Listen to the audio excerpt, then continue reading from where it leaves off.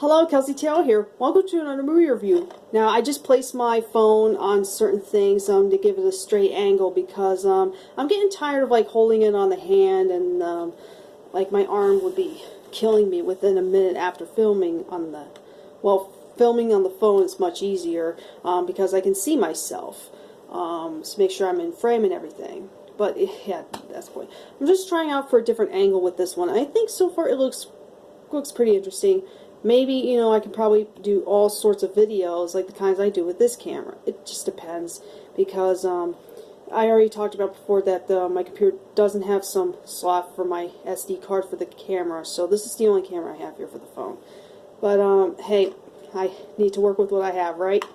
Now, this is a movie that I was wanting to talk about at the end of last year, like a couple weeks ago, but because of the move and the holidays and all sorts of things that were going on, I couldn't get to it.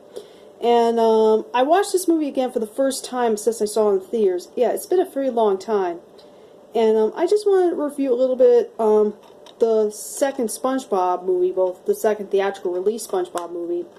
The SpongeBob movie, Sponge Out of Water. Now, if you watched my my top list videos talking about my favorite movies of the year, I said this was one of my favorite movies from the year 2015. I placed it at number 5. Believe it or not, I almost included Vacation over this, but I don't know. Maybe I should have. But I want to talk a little bit about this one because, since there's going to be another SpongeBob movie coming out later this summer. I decided to take a look back on this one. Basically, I always explain the plot, right? The plot's kind of difficult to explain. It's something that if you didn't know this movie came out, and you look at the trailers for it, it may be kind of misleading. Basically, the Krabby Patty's secret formula goes missing, so SpongeBob and the gang have to go find it, right? And there's a pirate played by Antonio Banderas who I don't know if I count that as a spoil, but spoiler alert, he ends up stealing the secret formula, and the gang have to go to get it back. I mean, and they go out from the ocean into the real world to get it. Now, now, if you remember hearing about this movie, you've seen the trailers for it and everything, it's always promoted as this, the CGI live action, that's pretty much what 90% of the advertising was especially all over this. There's no photos of the hand-drawn animation, while the 2D animation, because technology has progressed over time. Well, there's 80%, 80% of the movie, what I meant to say, 80% of the movie is 2D animation, and the last 25 minutes of the film of it is this. Even though CGI on this is very, very beautiful, the CGI is very good on this. So if you think this movie is going to be all like this all throughout the movie, then you're kind of mistaken. It's either going to be very pleased or disappointed. If you really wanted this movie to look like this, all CGI animated, as well as in live action world way too much than the hand drawn stuff, then you're going to be kind of let down with this.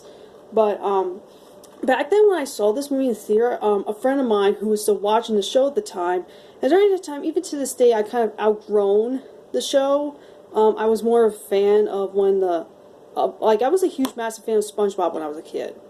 I'm personally more of a fan of the episodes that came out before the first movie. And the first movie I liked even a little bit better.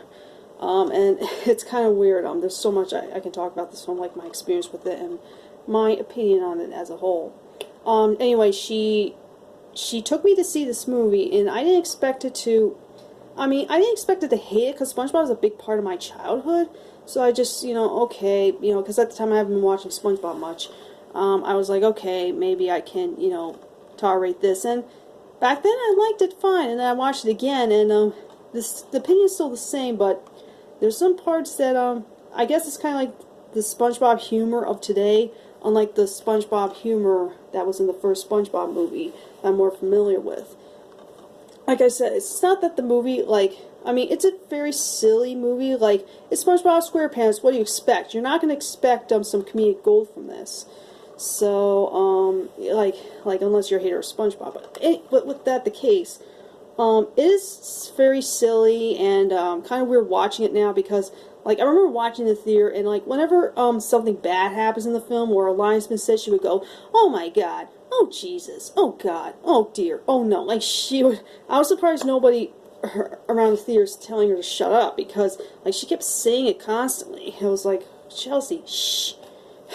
That was crazy. And my mom went to see this with us, and she actually liked it. I don't know if she would like it now, but she actually liked it a lot better than the first SpongeBob movie. I remember the first SpongeBob movie she really disliked. She actually saw it before I did, on the same day. I went to one movie. This is when I was a kid. I went to this one movie theater, and she came out from seeing the SpongeBob movie, and she thought it was stupid, but she knew I wouldn't give a shit. And I like the first SpongeBob SquarePants movie. I liked much more better than this, because I don't know, maybe because it's more funnier, and there's a lot of stuff that's memorable. Like, if you grew up watching that movie, you remember a lot of stuff, like the Goofy Goober song, and King Neptune, and certain lines, and a lot of things. So much, and David Hasselhoff, can't forget about him.